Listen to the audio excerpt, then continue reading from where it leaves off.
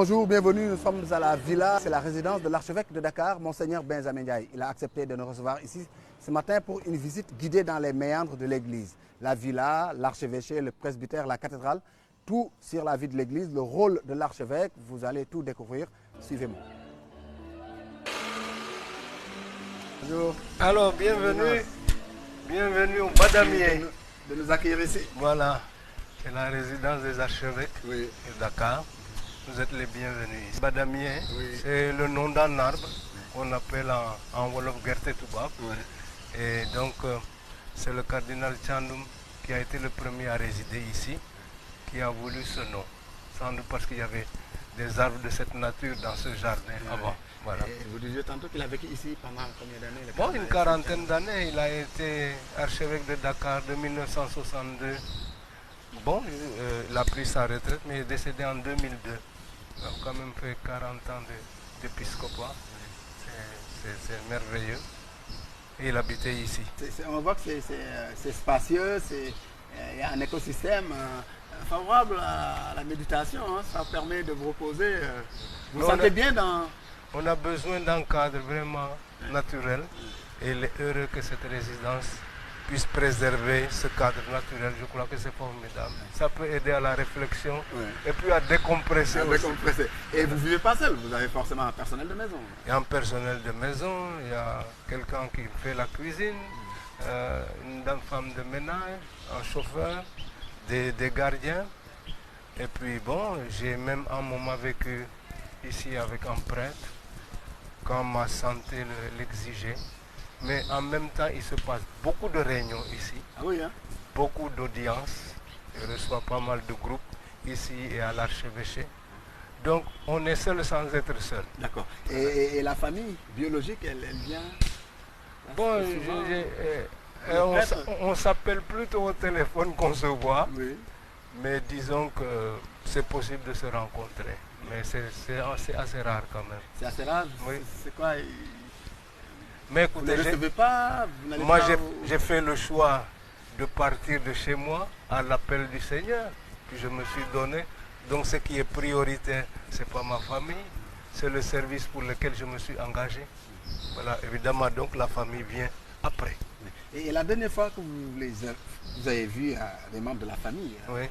proches, discuter avec eux, passer une nuit par exemple avec eux, ça remonte à quand? Alors en fait, la dernière fois qu'on s'est vraiment vu, c'était à l'occasion d'un décès de mon frère aîné. Bon, on se retrouvait non seulement autour de cet événement douloureux qui nous a encore plus rapprochés, prier ensemble. Sinon, bon, il arrive qu'il y ait des visites, mais elles sont plutôt rares. Voilà. Dans votre jardin? Exactement. J'ai fait les 100 pas en récitant le chapelet bien souvent ici. L'occasion aussi de réfléchir à la vie du diocèse, comment on prépare une célébration, qu'est-ce qu'on va dire dans la prédication, l'homélie que l'on va faire. Donc ça c'est vous qui réfléchissez à ça, vous l'établissez sous forme de document, non? Ah oui, bon, je fais souvent la saisie de textes, etc. Mais auparavant, il faut avoir lu les textes bibliques qu'on va proclamer, prendre le temps de réfléchir, de méditer. Et puis en fonction du lieu où vous allez, qu'est-ce qui est important de dire aux fidèles à partir de la parole de Dieu. Alors ce n'est pas seulement à la cathédrale, je suis dans les différentes fêtes patronales, j'ai été à Djagagna, à Djouil, à Fadjout. Bon, donc au fil de l'année, je vais de paroisse en paroisse, donc je bouge beaucoup. Voilà, prenez place. Monseigneur, c'est difficile la vie d'un prêtre. La vie, elle est difficile, elle est facile. En fait, quand on a fait un choix et qu'on se retrouve heureux dans ce choix-là, bon, on y trouve son épanouissement. Ma journée ordinaire, en fait, je suis en lève-tôt. À 4h20, je me lève. Et je commence par... Vous savez, nous sommes tenus par des prières que l'on doit dire tout au long de la journée. Et ça commence donc par ce qu'on appelle l'office de lecture. Il y a des prières qu'on trouve dans la Bible qui sont accompagnées de méditations de la parole de Dieu et d'anciens écrits des premiers chrétiens. Donc ça, c'est le premier office qu'on appelle l'office de lecture. Ensuite, il y a ce qu'on appelle l'office de l'aude, c'est la louange à Dieu. C'est encore une série de psaumes. Et puis une fois que j'ai fait ça, bon, j'ai fait ma toilette quand même. Vous faites du sport. Voilà. Non, non, après je vais dire la messe, je vais vous montrer la chapelle. Chaque matin, je dis la messe, j'ai une chapelle dans la résidence. Voilà. Et après avoir dit la messe, je récite le chapelet. À 7 heures, je regarde quelles vont être les activités de la journée, si j'ai des rendez-vous, qu'est-ce qui est prioritaire, etc. Et je m'y prépare. 7h30, le petit déjeuner. Et à 8h30, je suis parti pour le bureau, où il peut y avoir des rendez-vous, ou en tout cas des dossiers à étudier. En dehors de cela, dans l'après-midi, je rentre du bureau vers 13h, je suis là à 13h30 et de 16h à 18h, j'ai encore d'autres rendez-vous. Voilà. C'est au pas de charge. Hein. Au pas de charge, exactement. Et avec des réunions, pas mal, parce que l'évêque, dans sa mission, ne gouverne pas tout seul.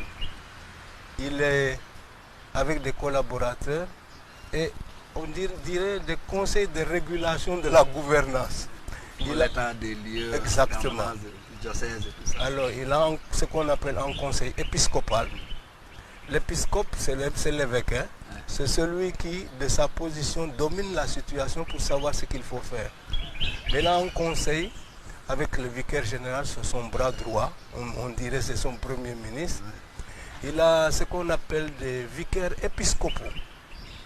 Parce qu'au fond, la tâche de l'évêque et du prêtre concerne 3 domaines spécifiques. Le premier domaine touche à la sanctification. Qu'est-ce que je dois faire pour aider le peuple de Dieu à se sanctifier? Et c'est essentiellement à travers les célébrations que l'on fait, à travers la prière, qu'on sanctifie le peuple. La deuxième mission, l'évêque doit enseigner. Il faut qu'il permette aux fidèles de comprendre le sens de la révélation, le sens de l'histoire religieuse et de l'histoire du salut. Et donc ça, c'est le volet enseignement. Et troisièmement, il y a toujours le volet service et gouvernance. On ne croit pas en Dieu sans que ça ne se traduise en service du prochain. C'est pourquoi pour nous, les œuvres sociales, la santé, l'éducation, la promotion humaine font partie de la mission du prêtre. Et donc, j'ai un conseil pour cela. Une communauté comme la nôtre a aussi des réalités économiques. Donc, j'ai un conseil diocésain pour les affaires économiques. Et je ne peux pas prendre de mon propre chef de décision sans avoir consulté ce conseil. Et il y a ce qu'on appelle le conseil presbytéral. C'est comme une sorte de sénat. Les prêtres ont élu en leur sein un certain nombre de représentants avec lesquels j'ai aussi des réunions pour savoir comment gérer ce clergé, comment valide, exactement certains arbitrages. Voilà. Il vous arrive de soutenir économiquement des familles chrétiennes démunies quelque part dans les quartiers, dans les... Ouais, alors c'est précisément le troisième volet qu'on appelle service de la mission du prêtre. Et notre bras pour le faire, c'est ce qu'on appelle la caritas. Caritas, ça veut dire charité. Et donc, nous avons, tous les diocèses ont un service caritas et qui est censé être le bras concret de l'activité de charité vis-à-vis des populations en difficulté. Par exemple, j'ai reçu ici une personne qui dit « Monseigneur, j'ai pas ceci, j'ai pas cela ». Moi, je n'ai pas d'argent à donner, mais je vais référer la personne au service Caritas. Voilà. Alors, le service Caritas cherche à motiver les fidèles à donner, donc pour que nous puissions donner, mais nous sommes aussi en partenariat avec des organisations étrangères, etc. D'autres Caritas plus nantis que les nôtres et qui nous aident dans ce sens-là. Peut-être on va aller visiter là. Voilà, ok, voilà. Alors dans le jardin, je m'occupe un peu, j'ai un petit élevage de pigeons qui m'amusent un peu, qui sont par là. Alors c'est en étage, il y a 2 chambres là-haut. Okay. Donc ici on est dans la résidence. Et ça c'est Bon, j'ai une photo de moi qui m'a été offerte dans une paroisse. Ici, bon, le petit salon où je reçois pas mal de gens, de toute tendance, de toute obédience, de toute fonction. Ça se passe ici. Et c'est vraiment un lieu convivial où j'apprends beaucoup en écoutant les gens et en faisant la connaissance des personnes. Et ce ministère de l'écoute m'apprend beaucoup sur la vie du pays, sur la situation des personnes, des communautés. Vraiment, j'apprécie beaucoup ce temps. Alors, les rencontres se passent ici, mais se passent aussi à l'archevêché là-bas, au bureau, où les travaux de réflexion sont en cours. Absolument. Voilà. Bon, il y a ma salle à manger. Le plus souvent, je mange seul, mais il arrive. Voilà, c'est exactement. Mais à l'occasion, il y a des réunions qui se passent ici. Et donc, on étend la table pour pouvoir manger ensemble. Okay. Parce qu'ici se tiennent des réunions du conseil épiscopal. Et là, vraiment, voilà. C'est ça, c'est le laboratoire. C'est le laboratoire. Voilà. Et c'est ici qu'on examine, par exemple, la formation des prêtres. Nous avons des candidats qui veulent devenir prêtres. Ils sont dans les séminaires. Leurs formateurs donnent des avis sur leur progression. Et s'ils doivent franchir une étape, ils font l'objet d'un examen par les membres de ce conseil qui valident ou invalident leur candidature.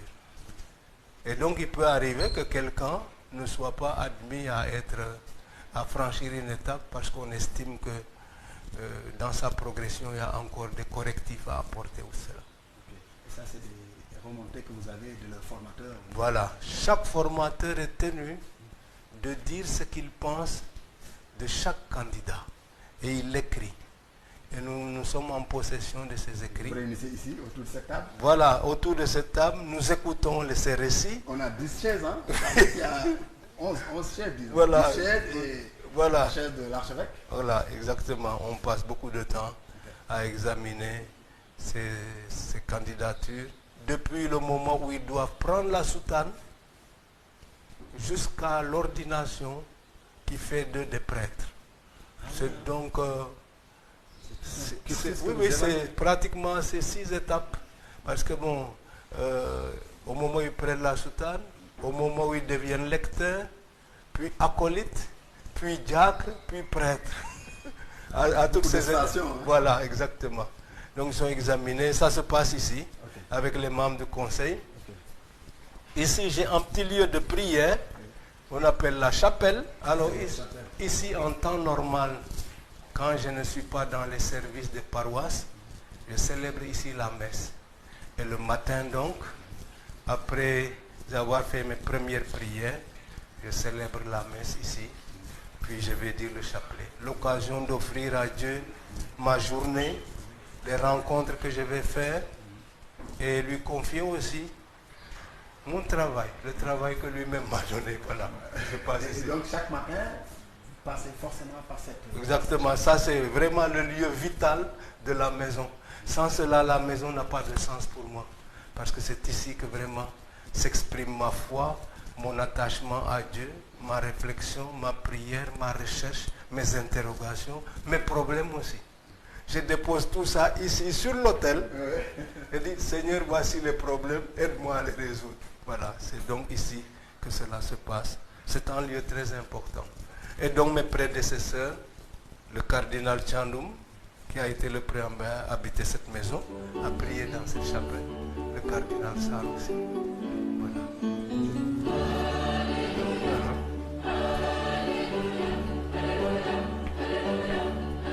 Vous avez ici la cuisine.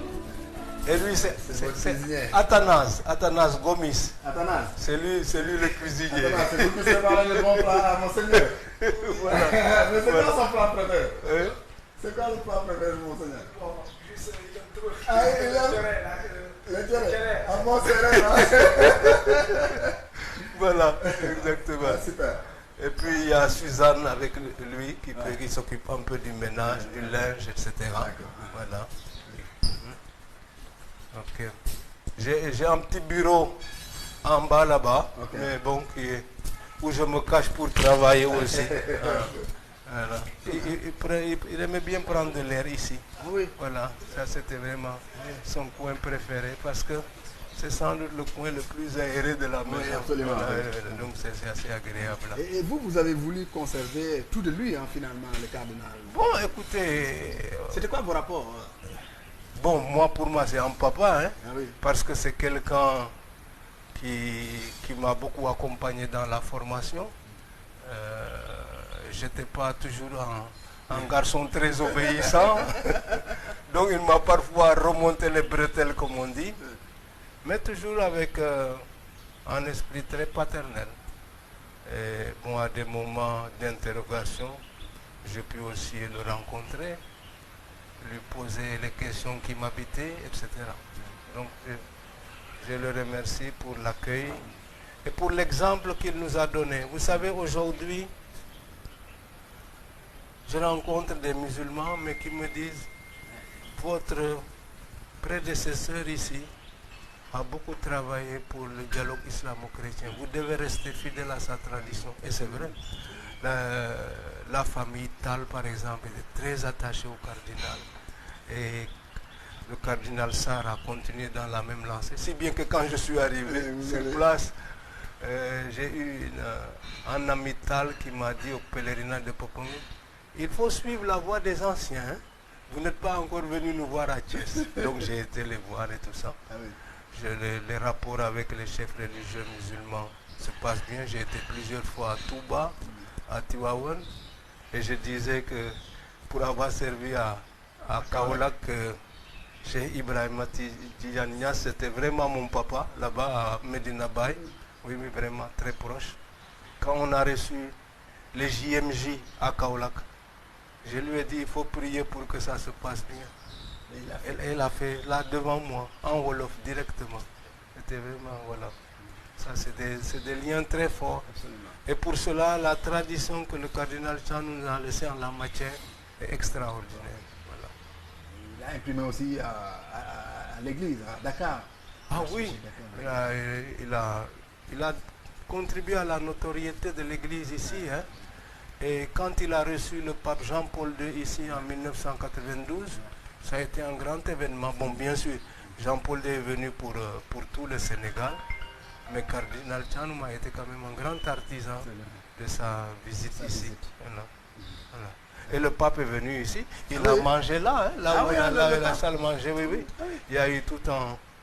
Quand il a célébré la messe au stade de l'amitié, alors à l'issue de cela, les convives se sont retrouvés ici, les plus importants dedans, et puis tous les autres dans les jardins. Voilà. Oui. Ah, c'était des grands moments. Voilà. Et le cardinal Théodore Adrien, votre prédécesseur ici, oui. Lui vous avez succédé. Oui. C'est quoi le rapport? Alors, cardinal Sarr, disons d'abord que nous sommes originaires du même village. Ah oui. Ça c'est une chose. Mais surtout, il a été ordonné prêtre quand moi j'étais petit séminariste. J'étais en classe de 6e quand il était ordonné prêtre en 1964 à Ngazobil. C'était à l'occasion du centenaire de Ngazobil. Figurez-vous que parmi les premiers évêques qu'on a eus, qui étaient français, Monseigneur Kobès a ordonné prêtre, le premier prêtre entièrement formé au Sénégal, le 31 juillet 1864 à Ngazobil. Et un siècle après, en 1964, à l'occasion de la célébration du centenaire, étaient ordonnés prêtres Adrien Sarr, Emmanuel Sarr, Jacques Sarr, Pierre Djedjou, François Xavier Diandi, etc. Formidable. Voilà, sinon vous voyez donc qu'il y a de l'espace pour se promener, pour marcher. Voilà. Vous voyez Suzanne qui s'affaire là-bas. Suzanne Diop. Suzanne, c'est vous qui vous occupez de la propreté. Hein? Oui, il travaille bien. Ah oui. Il travaille bien. Merci. Alors, vous avez la buanderie qui est ici. Oui.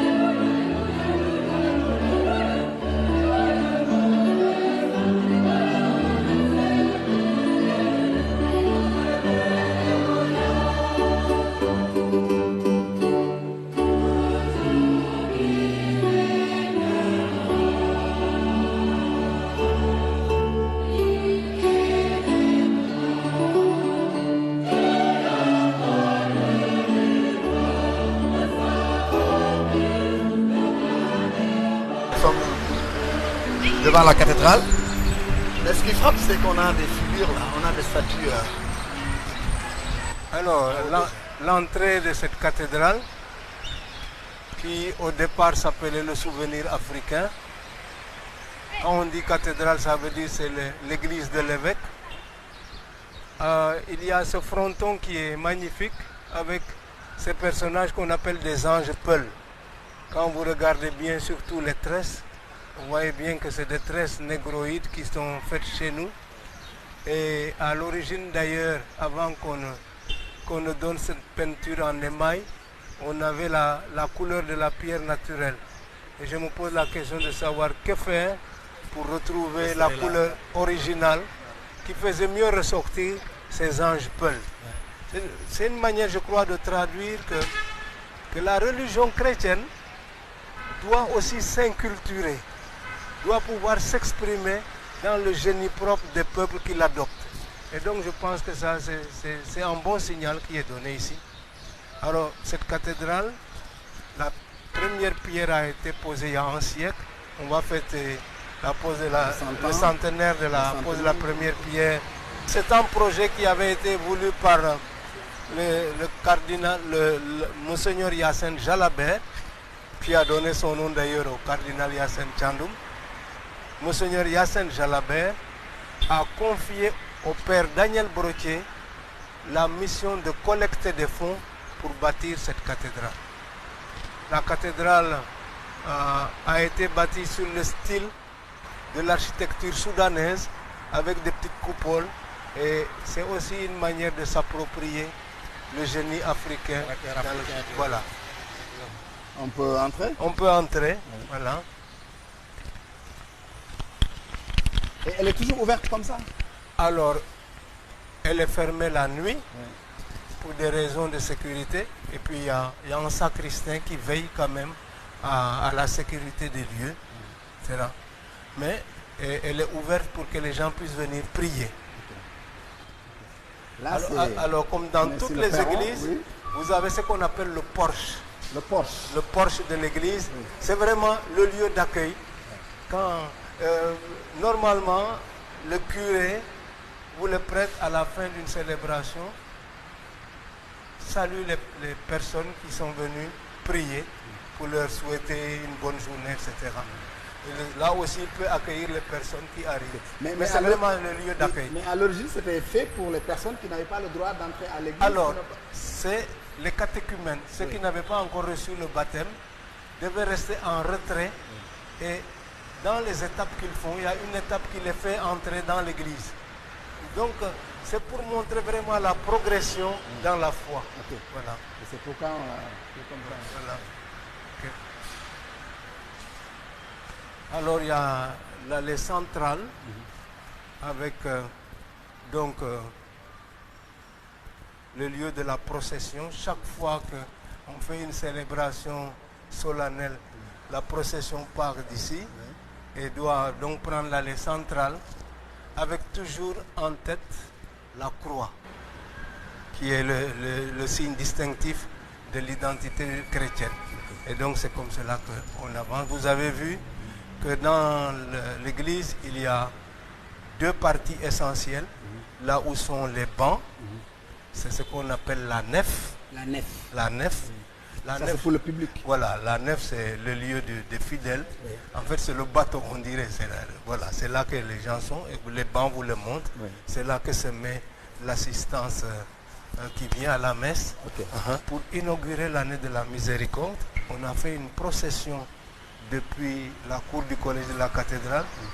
Et on a demandé que tous les fidèles rentrent par la porte de la miséricorde pour demander pardon à Dieu. Okay. Alors, en entrant ici, on a parlé des catéchumènes tout à l'heure, mais qu'est-ce qui fait que le catéchumène devient chrétien? C'est par là qu'il faut commencer. Il y a ici ce qu'on appelle la fontaine baptismale. C'est là qu'on reçoit le baptême. Ici. Oui. Et donc, on prend l'eau qui est ici, et après avoir posé les questions au candidat au baptême, est-ce qu'il renonce à Satan? Est-ce qu'il renonce au péché? Est-ce qu'il croit en Dieu? en l'église, etc. Veut-il être baptisé dans cette foi? Après son oui, alors l'officiant prend de l'eau et lui verse sur la tête en disant son nom. Je te baptise au nom du Père et du Fils et du Saint-Esprit. C'est avec ce baptême-là qu'on devient chrétien. Et à partir de ce moment-là, on a droit à... Voilà, on a le droit à... Voilà. Bon, c'était comme ça autrefois. Aujourd'hui, même si on n'est pas baptisé, on peut rentrer. Mais c'est ici. J'ai toujours dit, le baptistère, c'est comme la maternité dans l'église. C'est ici qu'on devient chrétien. Et donc, dans l'installation de nouveaux curés, on l'amène ici pour lui dire, tu vas accueillir les candidats au baptême à la fontaine baptismale. Ici. Voilà. Ça, c'est la fontaine baptismale. Voilà, c'est la fontaine baptismale. Ok. Donc, c'est un lieu vraiment... C'est le lieu fondateur de l'église. Voilà. Alors, je profite de ce qu'il y a en confessionnal, parce que nous sommes des pécheurs et que nous avons besoin de nous confier à la miséricorde de Dieu. Le prêtre, il est là comme l'instrument choisi par Dieu pour donner le pardon. Mais c'est Dieu qui donne le pardon. Alors, celui qui vient se confesser, il va se mettre à genoux là, et le prêtre est derrière cette balustrade. Il ne se voit pas. Voilà, pour qu'il ne se reconnaisse même pas à cette fois-là. Et il avoue ses péchés. Le prêtre, après lui avoir donné des conseils, lui donne l'absolution, le pardon de ses péchés, en lui disant, tu vas faire tel effort de conversion. Par exemple, tu vas dire telle prière, ou tu vas faire tel geste vis-à-vis du prochain. Et donc la personne repart pardonnée comme ça. Et ça peut intervenir à tout moment ou bien c'est à des moments précis Alors, on peut à tout moment aller voir un prêtre pour se confesser, mais il y a des heures où les prêtres assurent la permanence pour recevoir ceux qui veulent se confesser. Donc vous avez ici un autre type de confessionnal. Le prêtre s'assoit comme ceci. Oui.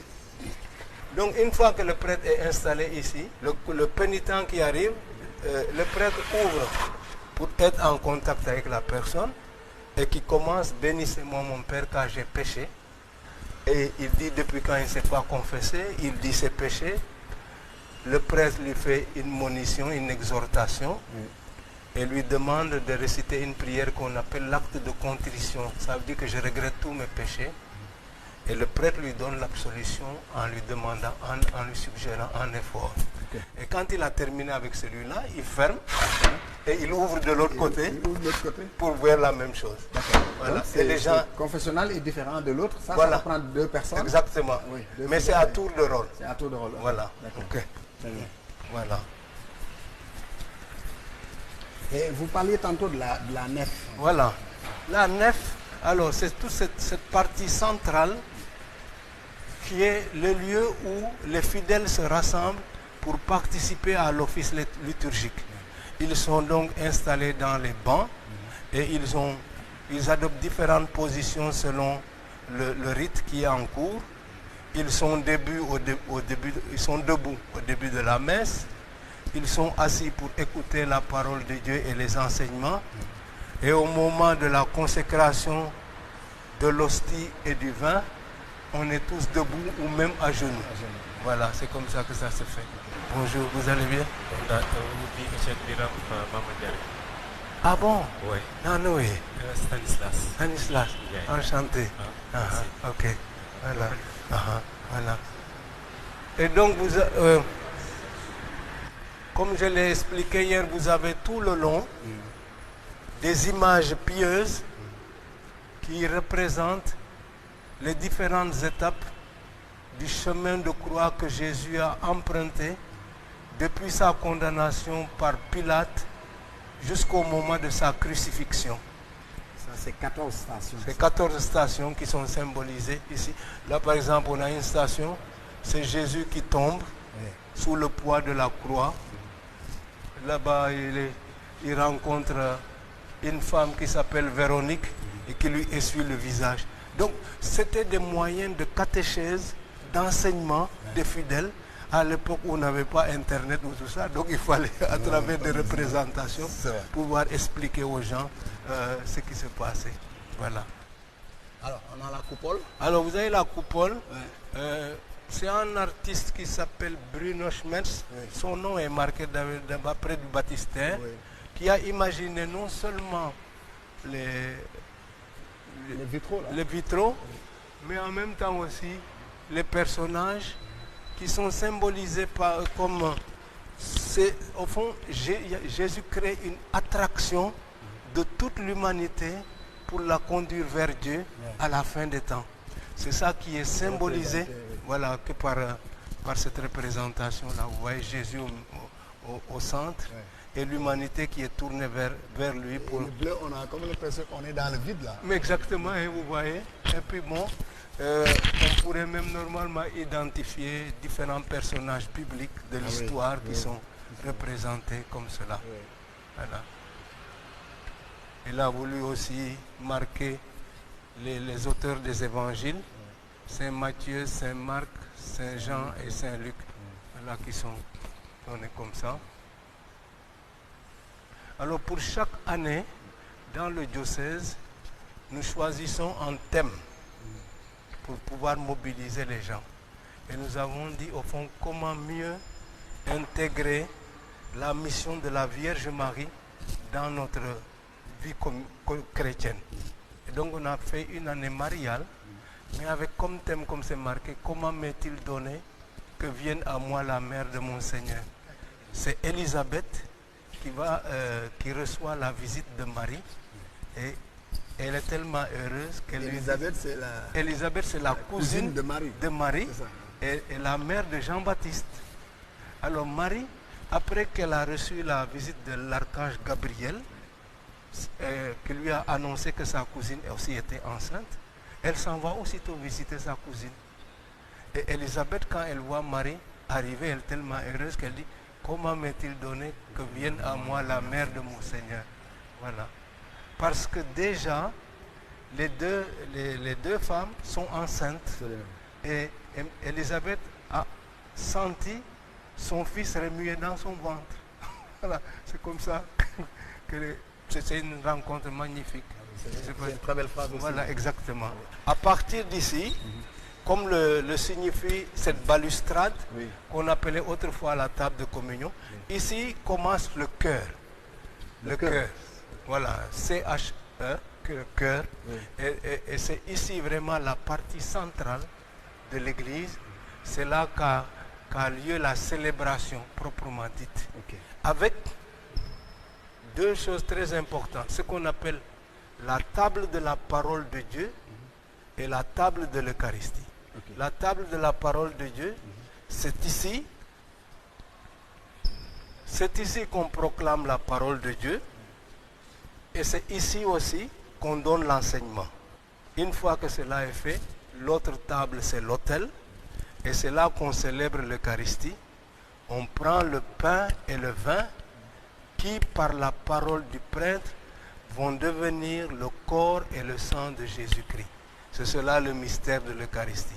Donc à chaque messe, au fond, le peuple chrétien se nourrit d'une double manière. Il se nourrit de la parole de Dieu et il se nourrit de l'Eucharistie. Et bon, l'autel a toujours été fait de manière assez caractéristique, avec de la pierre de qualité. Aujourd'hui, malheureusement, parfois on couvre les autels, mais vous voyez que ça a été fait de manière à rendre ça joli. C'est du marbre.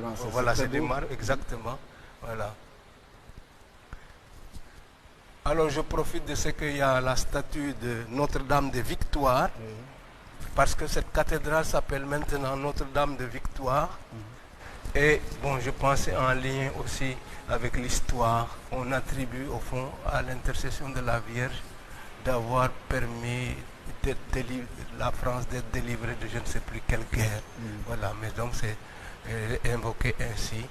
Alors c'est cette statue qu'on trouve là-bas dans l'église qui est reproduite ici. Voilà. Et comme on est dans cette année mariale, on a déplacé la statue qui normalement est dans son alcôve là-bas pour l'amener ici et permettre aux fidèles de prier davantage. Voilà.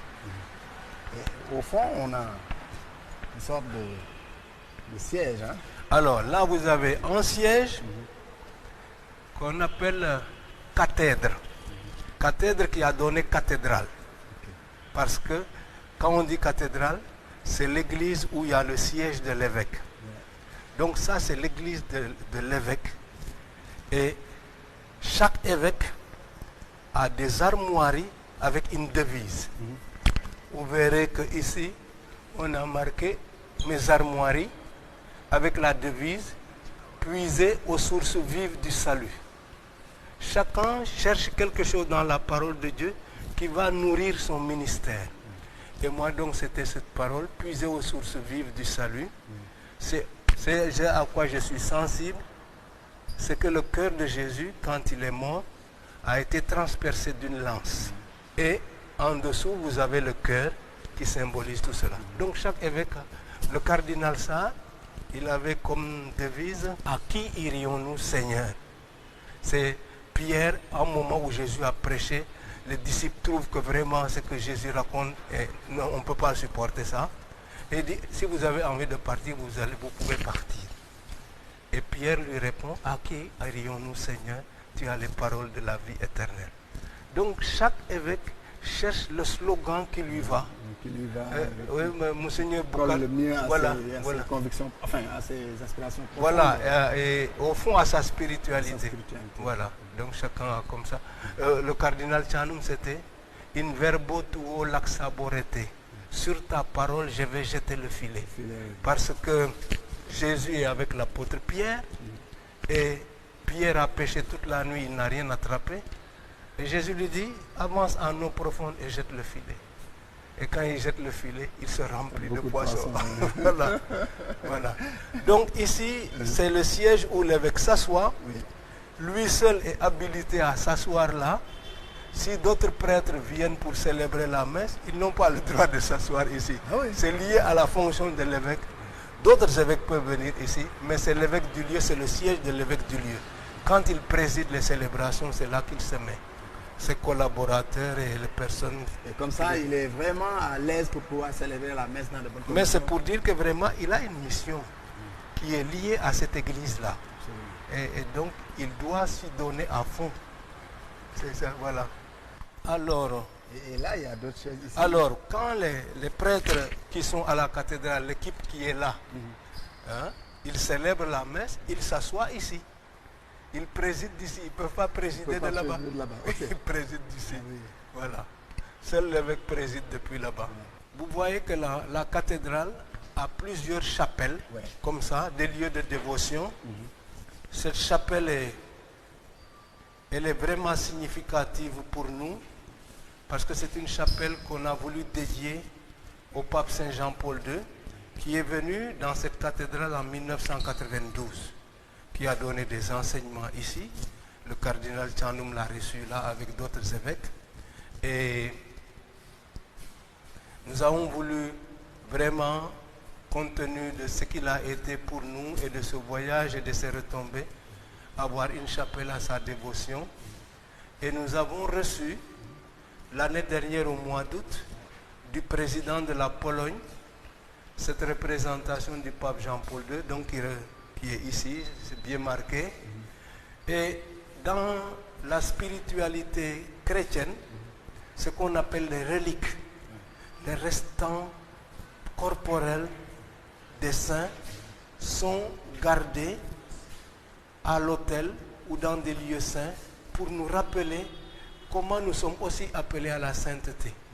Et ici, il y a donc une petite relique, là, c'est, dit-on, une goutte de sang du pape Saint Jean-Paul II. C'est ça qui est donc dans le point rouge. Voilà.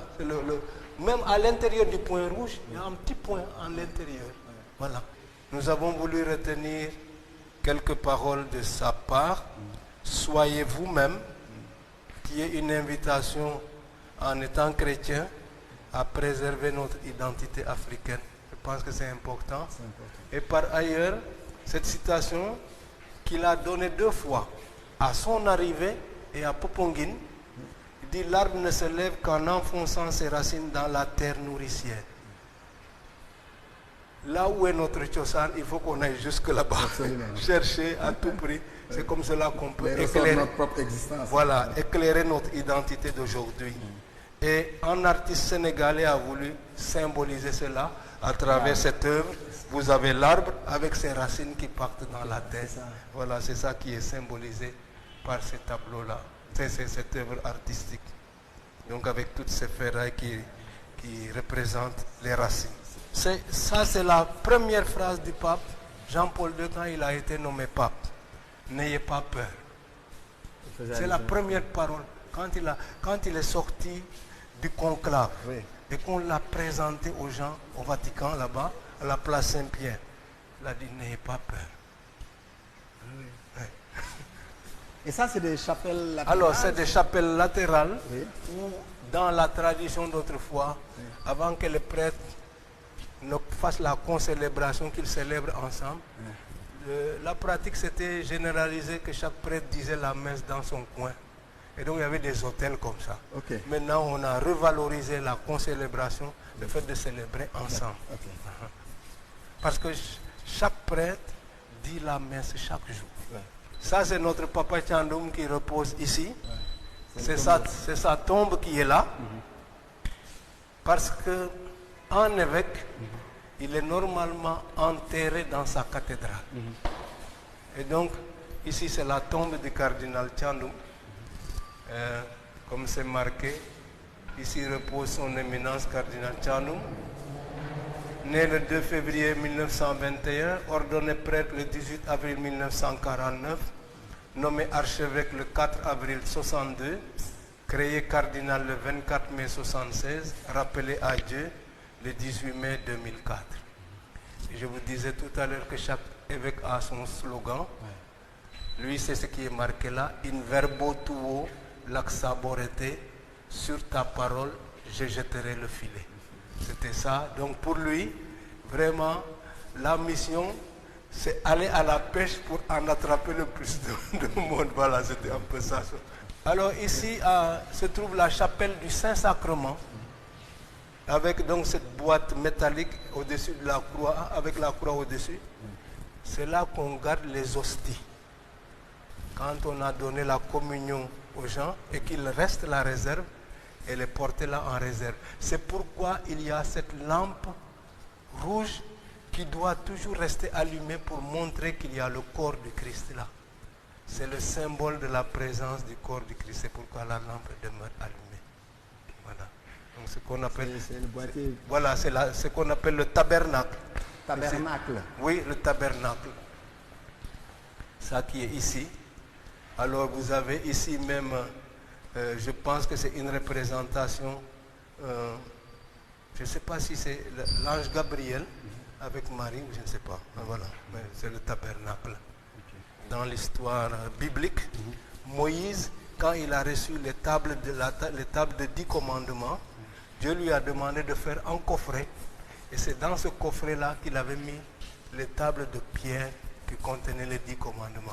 C'est de là qu'on a le tabernacle. Exactement. C'est ce que vous avez reproduit voilà, ici en regardant les hosties. Voilà. Et pourquoi tant de représentations, de statues, de figures vous disiez tantôt que c'est à des buts pédagogiques?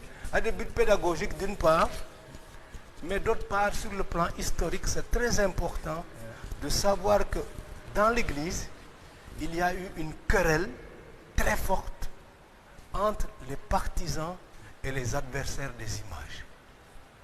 Parce que dans la Bible, il est dit textuellement, tu ne confectionneras pas d'image dans les 10 commandements. Mais comment donc l'Église a pu se permettre de faire des images? J'ai visité la Turquie, des églises anciennes où il y avait des représentations et des adversaires des images sont venus les abîmer. Donc toute la théologie c'est de dire, mais attention, pour nous Jésus-Christ, c'est l'incarnation de Dieu dans la vie des hommes. En lui, Dieu a pris une figure humaine. Et donc, l'image, on ne l'adore pas, mais c'est quelque chose qui peut nous aider à élever notre âme pour aller vers Dieu. Mais on sait que c'est de la matière, c'est du plâtre, etc. Mais derrière cette statue, je me souviens de la mission de Saint Joseph et de ce que Dieu lui a demandé comme mission à accomplir.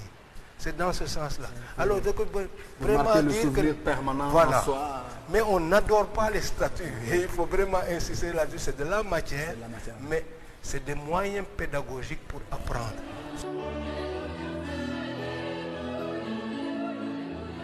Alors, vous avez ici une représentation de Monseigneur Hyacinthe Jalabert, oui, qui est à l'origine du projet de la cathédrale.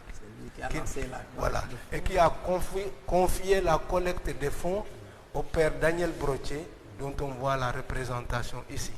C'est donc un grand personnage de notre histoire aussi. On le montre ici avec la représentation de la cathédrale en miniature. Ouais. C'est ce qui est montré là-dedans. C'est vraiment le grand artisan.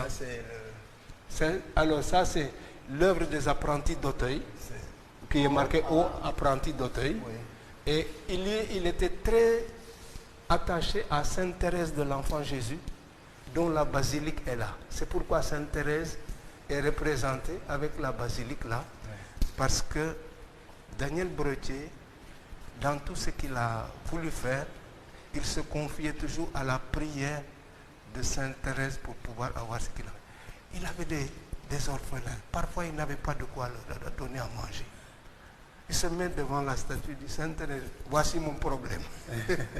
Et il raconte plusieurs fois un bienfaiteur qui arrive, qui donne ceci, qui donne cela. Voilà.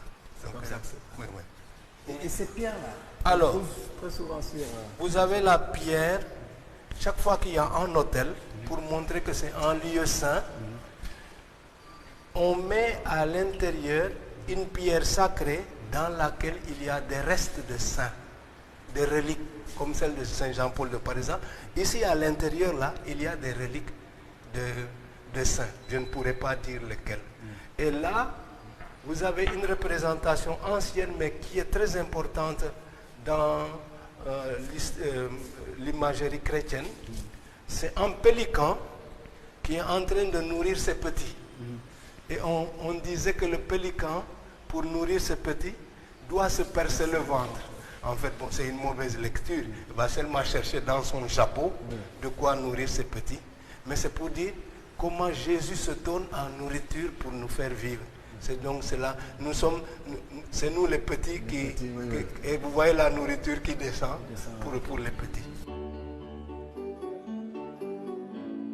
Ici, vous avez la sacristie. Oui. La sacristie, c'est... Alors, la sacristie, c'est, disons, c'est le lieu pratique où les prêtres s'habillent, où sont entreposés les matériels et chasubles dont on a, et tout ce dont on a besoin pour célébrer la messe. C'est ici qu'on s'habille, c'est là qu'on prépare les livres, etc. avant de rentrer. Vous voyez, vous avez ici différentes couleurs qui sont données. Il y a même du bleu qui existe, qui est remise à la mode en l'honneur de la Vierge Marie. C'est quoi un peu la symbolique des couleurs chez vous? Il y a normalement 4 couleurs essentielles dans la liturgie. Le blanc, c'est pour dire la fête. C'est le caractère festif. Le vert, c'est pour dire la vie ordinaire. Vous avez été maintenant bien nourri, etc. Vous devez rester vert comme l'arbre verdoyant. Ensuite, le rouge, ça symbolise soit qu'on célèbre des martyrs, des gens qui ont versé leur sang, soit on célèbre alors une messe en l'honneur de l'Esprit Saint. Parce que l'Esprit Saint, c'est le feu. Et le violet, c'est le deuil à couleur de douleur, etc. C'est anciennement noir. Voilà. Avant, c'était le noir. Voilà. Maintenant, on a plutôt adopté la couleur violette de manière générale. Voilà. Et bon, dans chaque église, il y a le nom de l'évêque à la sacristie. Pour que le prêtre qui dit la messe dise le nom de l'évêque pendant la messe. Parce qu'on prie toujours à la messe pour le pape et pour l'évêque du lieu. Donc ici, dans le diocèse de Dakar, on va dire Monseigneur Benjamin Ndiaye. Si on est à Tambacounda, on va dire Monseigneur Paul Abel Mamba. Si on est à Kaolack, Monseigneur Martin Boukartine ou Monseigneur André Gueye à Thiès. Voilà, c'est comme ça que ça se passe. C'est obligatoire. Oui, ça fait partie de la liturgie. On doit citer. Parce que la charge là, elle est au-dessus de l'humain. Absolument. Donc on a besoin de prier pour ces gens-là pour qu'ils puissent faire leur travail. Vous avez à Rome différents dicastères, différents ministères qui s'occupent de différents départements. Et vous avez un département qui s'occupe du culte et des sacrements. Et c'est ce département qui définit de la manière de célébrer. C'est pas chacun fait comme il veut, il y a des normes précises sur le plan liturgique. Et donc voilà comment ça se passe.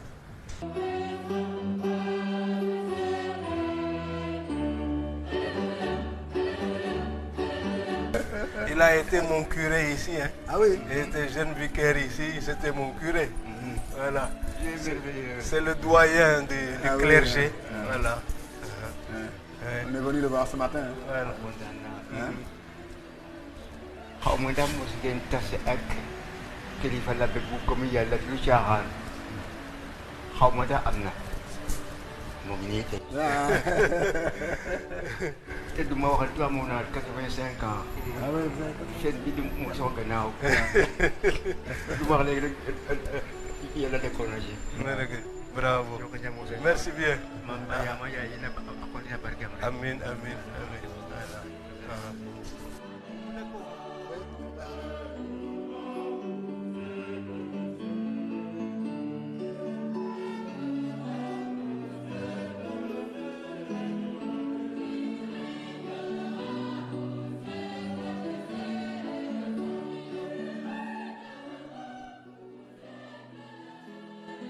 Monseigneur, il y a une question qui revient très souvent sur la retraite des prêtres.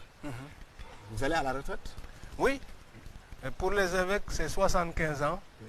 C'est l'âge canonique décidé par le Vatican. Et donc quand on arrive à cet âge, on présente sa démission au pape. On lui écrit. Et bon, c'est lui qui décide maintenant si ce qu'il fait, s'il estime que vous devez continuer ou vous devez partir, il vous le signifiera. Pour les prêtres, on a fixé au Sénégal l'âge à 70 ans, selon évidemment les santé des uns et des autres. Et ça, c'est selon le pays, l'âge ou non? À vrai dire, je crois que le droit canon doit fixer un âge à 65 ans, si mes souvenirs sont bons. Mais il faudrait vérifier cela. Mais disons qu'un prêtre, ce qui fait sa joie, c'est de fonctionner comme prêtre. Absolument. Donc tant qu'il peut le faire, c'est tant mieux s'il peut le faire. Ça ne sert à rien de rester là, à ne rien faire si on peut encore faire quelque chose. Mais lié à cela, la question essentielle, c'est ceci. Qu'est-ce que nous avons prévu pour des prêtres à la retraite? Et dans nos projets, nous avons pensé à construire une maison de retraite à Tivaouane-Peulh, dans le terrain que nous avons là-bas, pour que des prêtres qui ne pourraient plus assurer le ministère puissent y vivre en communauté. Mais tout à l'heure à Béjac Sec. Voilà. Mais il faut bâtir quelque chose de fonctionnel et c'est cher. Combien le coût? On est à 1 milliard au moins. 1 milliard. Oui. Pour faire quelque chose de fonctionnel, en sachant que bon. Vous pouvez solliciter l'État, le président, par exemple, non? Bon, si c'est possible, en tout cas, on le fera. Il vous entend, hein? Mais ce qui est important, c'est de faire en sorte que ceux qui viennent là puissent être vraiment pris en charge, médicalement aussi. Il y a la chance qu'à Tivaouane-Peulh, on a une maison des sœurs de Mère Teresa qui sont assez engagées dans les questions de la santé. Donc, pour des soins, je dirais, infirmiers ordinaires, leur proximité pourrait être d'un grand apport si on faisait la maison à Tivaouane-Peulh. Alors, je suis parti en Allemagne il y a 2 ans, en portant plan et devis et tout. Je suis rentré bredouille, bon, mais nous continuons à chercher. Vous étiez allé solliciter qui en Allemagne? Bon, un certain nombre d'organismes allemands, comme Missio, et puis des diocèses, mais bon, on n'est pas arrivé à quelque chose. Vous n'avez pas essayé ici au niveau du Sénégal? Nous n'avons pas essayé, bon, on connaît aussi la réalité économique de notre pays. Oui, et puis si on vous aide d'un côté, vous ne pouvez pas trop en demander de l'autre. Voilà. Ce qui nous a été donné jusqu'à présent, nous remercions l'État quand même pour son attention vis-à-vis de nous. Vous voyez les sanctuaires de pèlerinage, les lieux de célébration. Je crois qu'il y a une attention de l'État vis-à-vis de Il y ça. a les sœurs aussi. C'est toujours l'archevêché. Alors les sœurs, vous savez, dans un diocèse, il y a un évêque. Il est responsable de la vie de l'Église dans le territoire qui lui est confié. Mais l'évêque, pour travailler, a plusieurs types de collaborateurs. Il a d'abord ce qu'on appelle des prêtres diocésains. C'est-à-dire ces prêtres appartiennent au diocèse de Dakar. Il a autorité directe sur eux. Il y a maintenant des congrégations. Disons, c'est des associations religieuses qui viennent en renfort pour la mission. Mais vous, l'évêque, vous devez signer des conventions avec ces congrégations pour accepter tel poste, pour aller dans tel sens, etc. Et donc cela va pour les sœurs, va pour les prêtres qui ne sont pas des diocésains. Et donc ça suppose beaucoup de collaboration pour arriver à jouer la même musique. La même musique. Et vous avez parlé de prêtres qui ne sont pas des diocésains. C'est quoi la différence entre un prêtre diocésain et un prêtre qui n'est pas diocésain? Un prêtre diocésain, il appartient à un territoire qu'on appelle diocèse. Ouais. Et il est directement sous l'autorité de l'évêque du lieu. Le prêtre religieux, il appartient à une association religieuse avec laquelle l'évêque, le diocèse, a signé une convention. Je vais vous confier la mission, par exemple, à Sainte-Élisabeth de Mbourg. C'est ce que j'ai fait avec les Oblats de Marie Immaculée. Nous avons signé un contrat. Quelles vont être vos charges, vos droits et vos devoirs. Et s'il arrive qu'il manque à ces droits ou devoirs? Bon, les conventions peuvent être révisées périodiquement pour les mettre à jour. Mais, disons, nous participons à la même mission parce que les congrégations, ce qui fait leur force, c'est qu'elles viennent avec un charisme particulier. Par exemple, vous avez des congrégations qui sont spécialisées dans l'enseignement. Donc elles seront de grands concours pour les écoles, etc. Il y en a qui sont intéressés plutôt pour l'annonce de l'évangile même, la première annonce de l'évangile, dans des zones où les gens n'ont pas encore entendu parler de Jésus-Christ. Vous avez des congrégations enseignantes, des congrégations soignantes. Bon, bref, il y a différents charismes qui se manifestent. Par exemple, là, j'ai des sœurs, c'est des contemplatives. Elles vivent dans le monastère et n'en sortent pas. On est en train de faire une fondation à Ndolor, près de Sanjara. Mais elles vont vivre donc en interne, là. Mais il faut les aider à s'établir. Donc, c'est ce qu'on appelle les charismes. Chaque famille religieuse vous amène un charisme particulier et vous voyez comment vous pouvez vous appuyer sur ce charisme pour faire avancer la vie du diocèse. Alors la coordination entre ces différentes forces, ça demande quand même une certaine gymnastique. Ça demande la gymnastique. Vos rapports avec les autres prêtres, on pensait que l'archevêque de Dakar est le chef de l'église au Sénégal. Vous dites que non, c'est pas forcément...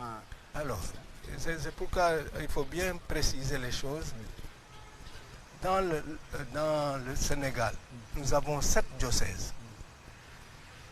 Le diocèse de Dakar, Ziguinchor, Tambacounda, Kolda, Saint-Louis, Thiès, Kaolack.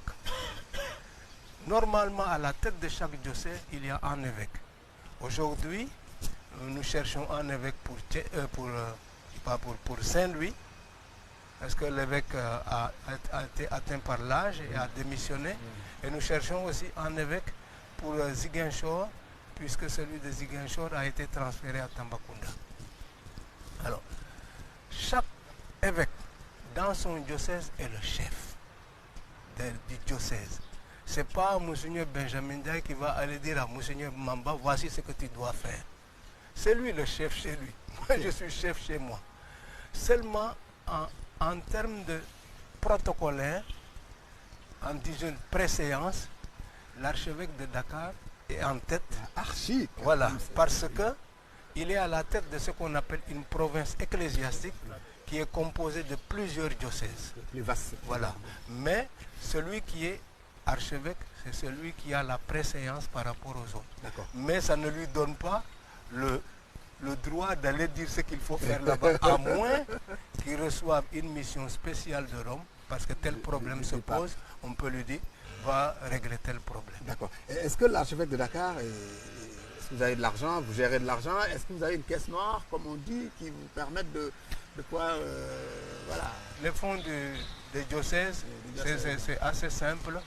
C'est ou bien on a des unités de production qui rapportent quelque chose. Ici, on a une librairie, on a une imprimerie, on a les écoles qui... Ça coûte beaucoup d'argent quand même. Ça dépend où. Aujourd'hui, vous voyez, si on prend toutes nos écoles de la zone rurale, elles ne fonctionneraient pas s'il n'y avait pas le soutien des écoles de Dakar. Et moi, par exemple, pour avoir été à Kaolack, j'ai trouvé un enseignement complètement déficitaire. Parce que, en fait, les écolages ne permettent pas, normalement même, d'assurer les salaires. Donc, il faut que l'État s'y mêle par des subventions. Le soutien de l'État, voilà, exactement, oui, oui. Alors, ça, c'est important. Sinon, c'est les contributions des fidèles. Chaque fidèle est tenu de payer un impôt ecclésiastique chaque année qu'on appelle le denier du culte. Ça s'élève à combien dans votre province? En vrai dire, ce qui est demandé, c'est que chaque fidèle doit donner au moins l'équivalent d'une journée de travail par an. C'est pas grand-chose. Pas grand-chose. Vraiment. Alors, aujourd'hui, quand même, on s'en tire un peu mieux qu'hier, mais c'est une église qui doit encore chercher davantage les moyens de son autonomie. Merci beaucoup. On est à la fin de cette visite guidée, voilà. Cette visite tout court qui nous a permis de faire davantage connaissance avec vous, la personne de Monseigneur d'abord, et puis un peu la cathédrale, et puis toute la symbolique qui l'entoure. Peut-être un dernier mot, si vous aviez un mot à donner à la communauté au Sénégal de manière générale. Alors, je rends grâce à Dieu pour tout ce qui se fait. Il y a de la vie. Je prie le Seigneur pour que la paix prévale dans ce pays. Dieu nous a donné une culture de paix, d'entente et de convivialité. Et il ne faut pas qu'on joue avec ça. C'est vraiment le souci qui m'habite. Quand on est homme de Dieu, on ne peut que prêcher la paix. Parce que Dieu est paix, alors qu'il nous donne cette paix. Merci beaucoup. C'est sur ce message de paix de Monseigneur Benjamin Ndiaye, archevêque de Dakar, que nous prenons congé de vous. C'est fini pour ce numéro. Nous vous donnons rendez-vous très prochainement sur nos antennes.